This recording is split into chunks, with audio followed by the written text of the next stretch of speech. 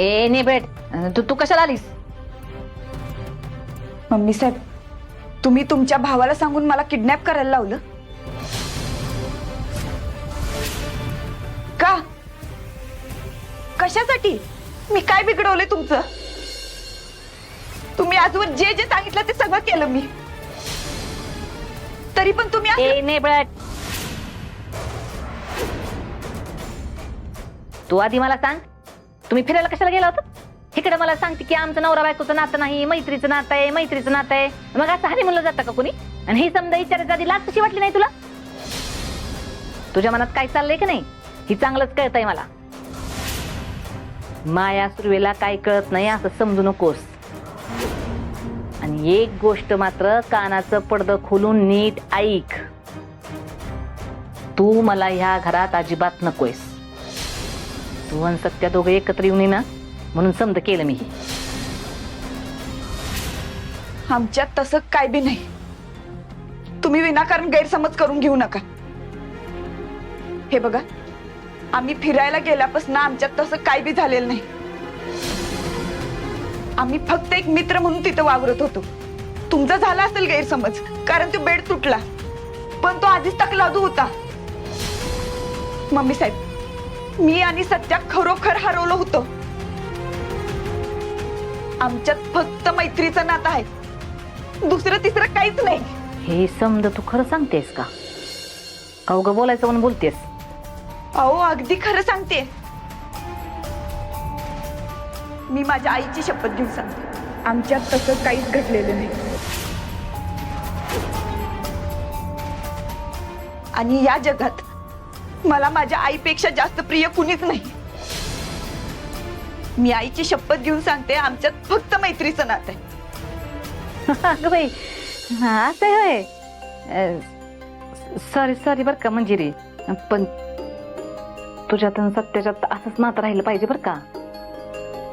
म्हणजे आता तू सत्याला जाऊन हे समजा सांगणार ना, तेव्हा माझ्यापासून लांब कसा होईल हेच बघत असशील ना तू. मी आजपर्यंत सत्याला काहीच सांगितलेलं नाही आणि इथनं पुढे बी सांगणार नाही. थँक्यू.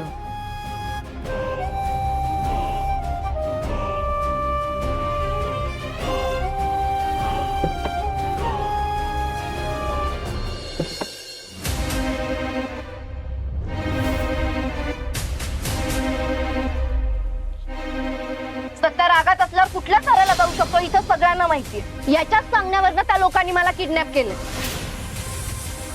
सध्या माफ कर, चुकी झाली माझी.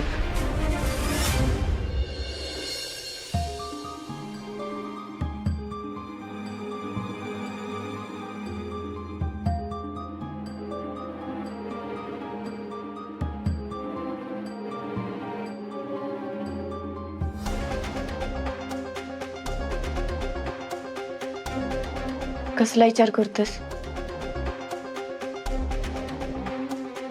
मरे मामा असं वागायला असं वाटलं नव्हतं मला. एकतर ह्यो मामा अचानक आयुष्यात कुठनं तर प्रकट झालाय. त्यात किडनॅपिंगचं मॅटर म्हणजे, आणि मला एक गोष्ट कळना की मामानं रुपालीला का किडनॅप केलं असेल. पण या मामामुळे ना रुपाली आणि पुष्करला दोघांना बी लय त्रास झाला. ते पुष्कर तर एवढा कावरा बावरा झाला होता ना, ते रुपाली हरवले होते तेव्हा लय त्रास झालाय त्या दोघांना बी. सत्या, आपण रुपालीला फोन करून सॉरी म्हणूया. होय, आता आपल्याच घरातली माणसं अशी वागल्यात म्हणल्यावर माफी मागायलाच पाहिजे.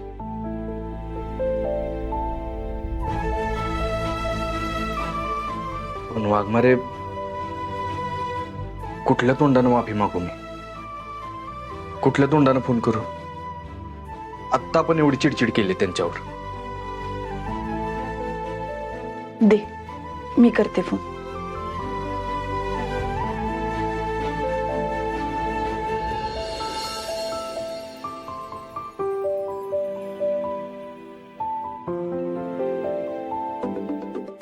खुशकी, सत्याचा फोन.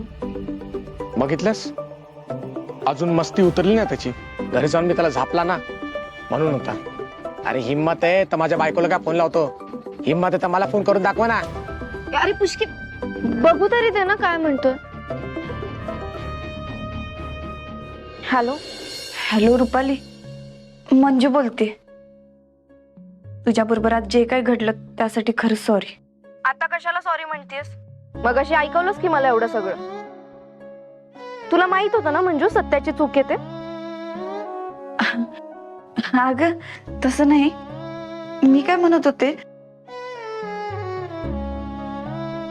हॅलो रुपाली, हे बघ, या सगळ्यात सत्याची काय बी चूक नाही.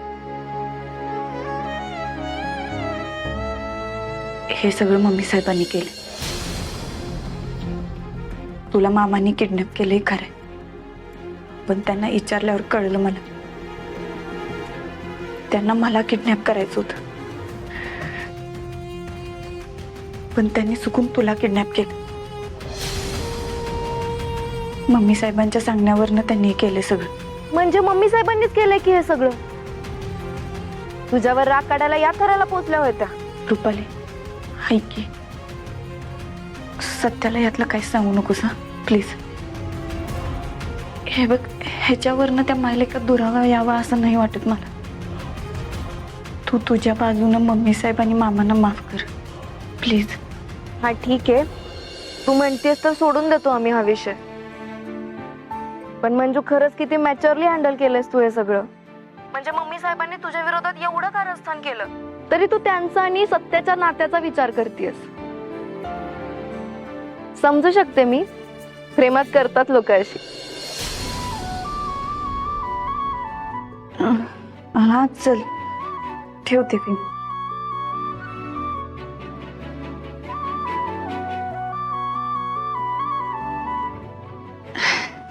झालं बोलून, सांगितलं सगळं.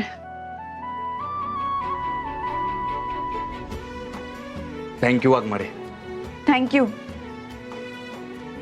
सत्या, मंजू आली काय अंगात? हा तसं नाही.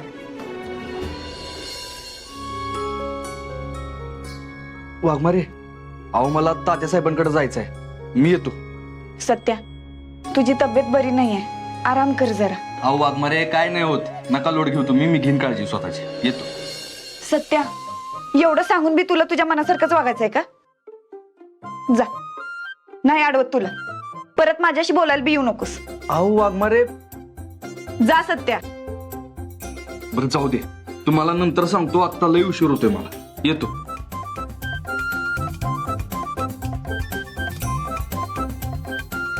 जरा सुद्धा काळजी नाही या माणसाला स्वतःची.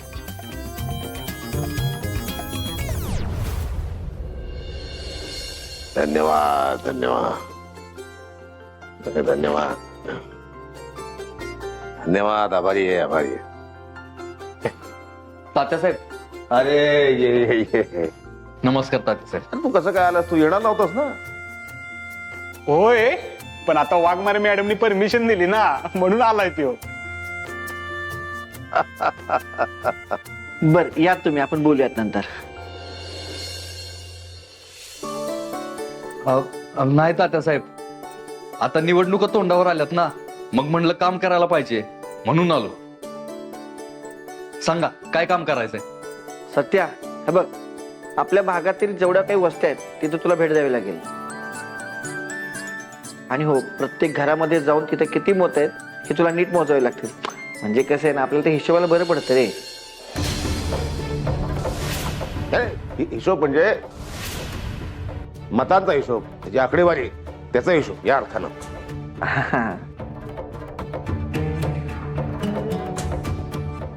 ठीक आहे तात्या साहेब, येतो. अरे हे ऐक सध्या,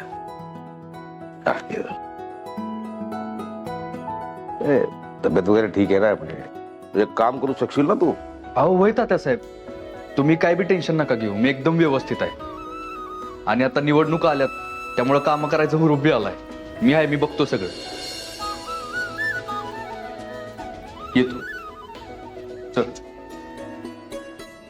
ते मौरी साहेब, माझ्यापेक्षा जास्त विश्वास त्यांचा वाघमारीवर आहे.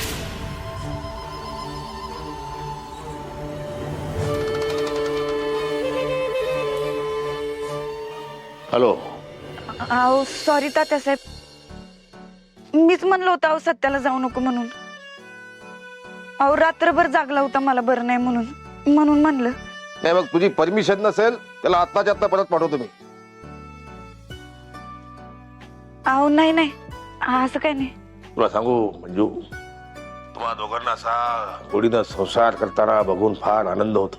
एक पिता म्हणून फार समाधान वाटत. तुम्हा दोघांच्या पाठीमागे मी अगदी खंबीरपणे ठामपणे उभा आहे. अगदी सत्या सुद्धा तुला काही त्रास देत असेल तर तुझा बाप म्हणून त्याचा कान पिळायची तयारी माझी. अहो नाही तात्यासाहेब, तो काहीच चुकीचं नाही वागत. नाही ना? चल मग. हा अरे हा सध्या काय चाललंय, म्हणजे कुठल्या केसवर काम चालू आहे? अंमली पदार्थांच्या केसवर. मौर्य साहेबांसोबत मिळून आम्ही खबरांकडून माहिती काढतोय आणि लवकरच एका गोडाऊनवर धाड टाकणार आहोत. कौतुक कौतुक केवळ कौतुक. किती अफाट कामगिरी ही. कुठे टाकताय रेट मला सांगा, माझे कार्यकर्ते पाठवतो मदतीला. तात्यासाहेब, ते मानगाव रोडवर गोडाऊन आहे ना, तिथं टाकणार आहोत. पुन्हा एकदा कौतुक कौतुक केवळ कौतुक. तुझं कौतुक, तुझ्या खात्याचं कौतुक, जाधव साहेबांचं कौतुक, त्या नवीन आलेल्या मौर्य साहेबांचं कौतुक.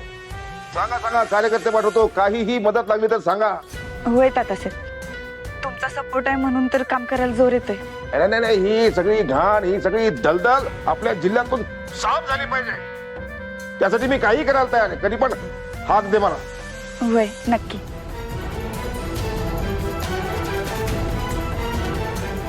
पंकज,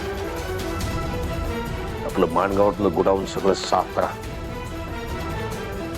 पोलिसांची मराठ तिकडेच निघाली. मी पण बघते ना, कुणाच्यात हिम्मत आहे सत्याच्या हातात बेड्या टाकायची ते. ए तुझी ऍक्शन नंतर कर, आधी बोल आणि मग ऍक्शन कर. अरे बलमा, तू ना वाघमारेंचा फक्त चेहरा बघायला पाहिजे होतास. त्यांचे डोळे बघायला पाहिजे होतेस. अशा तडतड तडतड तडतड चिडल्या ना त्या रुपालीवर.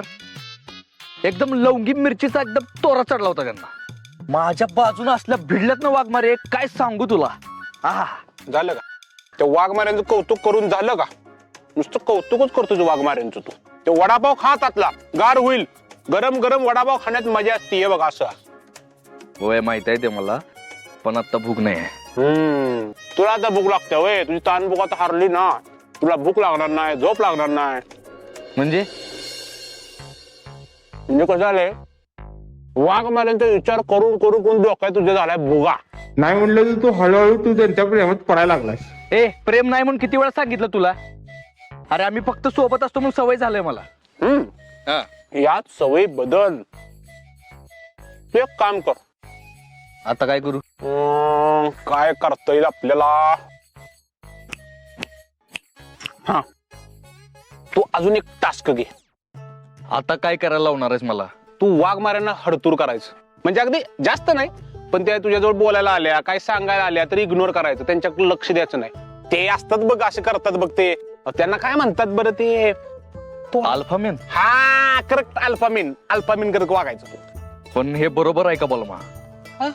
मी आधीच चिडचिड करून वागलोय वाघमाऱ्यांबरोबर, त्यामुळे त्या बी चिडल्यात आता माझ्यावर. अरे सत्या, वाघमाऱ्यांच्या मनात काय चाललंय हे जाणून घ्यायचं असेल तर तुला हे असं वागावंच लागल. डंटा टिली.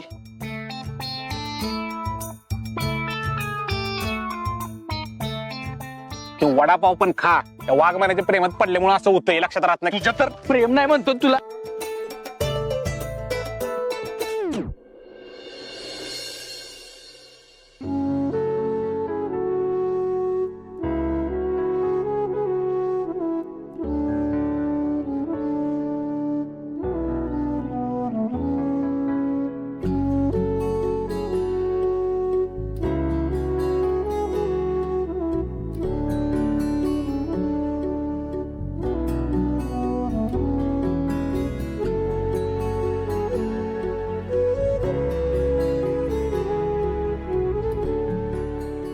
कुठं राहिला हा पोरगा?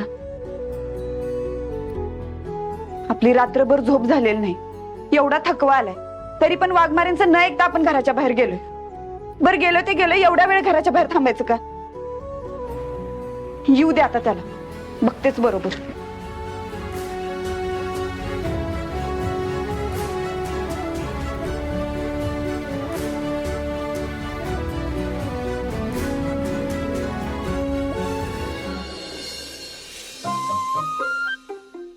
तू वाघमाऱ्यांना हडतूर करायचं, म्हणजे अगदी जास्त नाही, पण त्या तुझ्याजवळ बोलायला आल्या, काय सांगायला आल्या तरी इग्नोर करायचं, त्यांच्याकडे लक्ष द्यायचं नाही.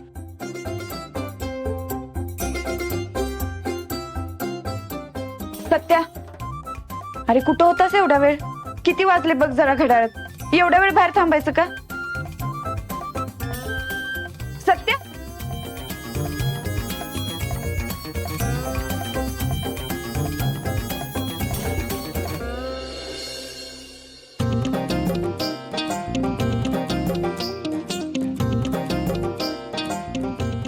सत्या, तुला आज घरी लवकर ये म्हणलं होतं ना? सत्या, काय विचारते मी? तुलाच बाहेर जाऊ नको म्हणलं होतं ना? तुझी तब्येत डाऊन आहे. बर जातोस ते जातोस, वर एवढा उशिरा घरी येतोस.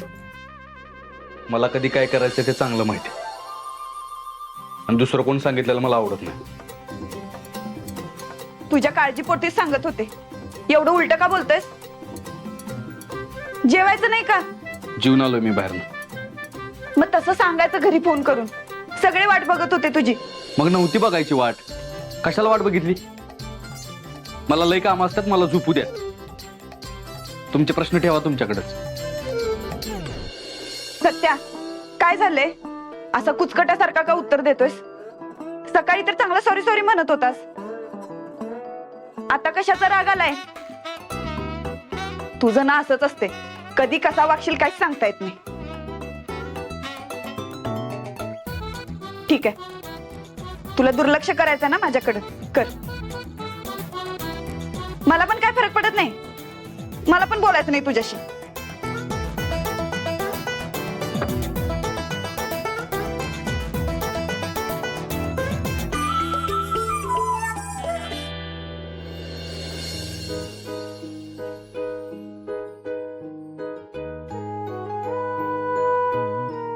माफ करा वाघमारे मॅडम, पण नाईलाज आहे माझा. काही गोष्टी समजून घ्यायला असंच वागत राहायला लागेल मला.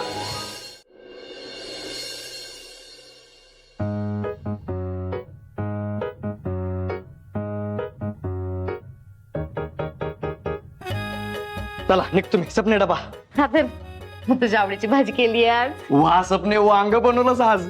हे, मग 200% बटाटा. नाही मग कारलं. खातोच. हे, अरे वा, आवडतं मला कारलं. कारलं कधीपासून आवडीचं झालं माझ्या?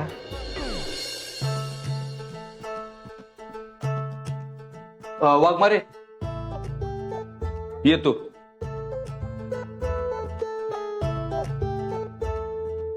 मम्मी येतो ग.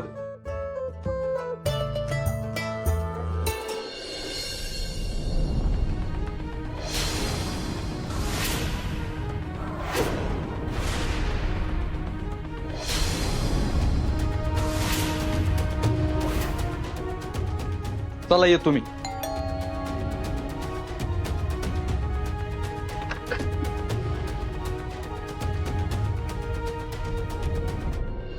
हा बोला मॅडम.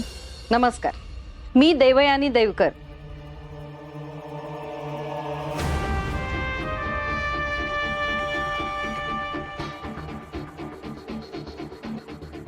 मिस्टर सत्यजित सुर्वे आणि मिसेस मंजिरी आहेत का? मीच आहे सत्यजित सुर्वे, बोला की. मला जिल्हा न्यायालयाकडून पाठवलंय. तुमच्या घटस्फोटाच्या केस संदर्भात आलीये मी.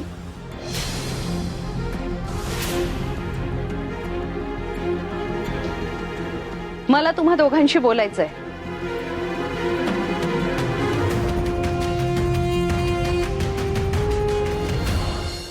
आत येऊन बोलू का? सॉरी सॉरी मॅडम, या ना प्लीज. हा. या बसा. पण ही केस तर चित्रा मॅडम कडे होती ना? हो, पण आता ती केस माझ्याकडे आलीये. बसून बोलू? सॉरी, बसा बसा. बसा तुम्ही पण, तुमच्याशीच बोलायचंय. सत्या, तुम्ही इथं बसा.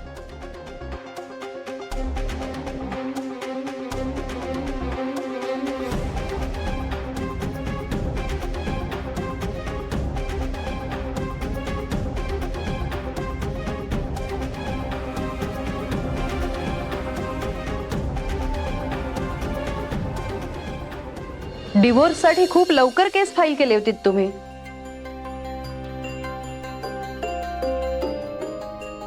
हा विशेष तसं आहे ना, ही बाया अशी अचानक आली. माहितीये सगळं. आता तुम्ही परत अजून तेच सांगू नका. माहितीये त्यांना. तुम्ही दोघं नीट लक्ष देऊ नये का? तुम्हाला दिलेला 6 महिन्याचा कालावधी आता संपत आलाय. त्यामुळं काही नियम बदललेत. तुम्हाला दोघांना असं एकत्र राहता येणार नाही.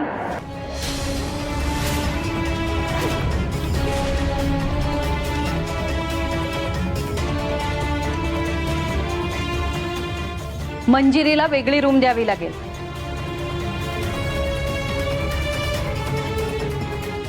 आणि हो, तिच्याशी कुठल्याही प्रकारचा संपर्क तुम्हाला ठेवता येणार नाही.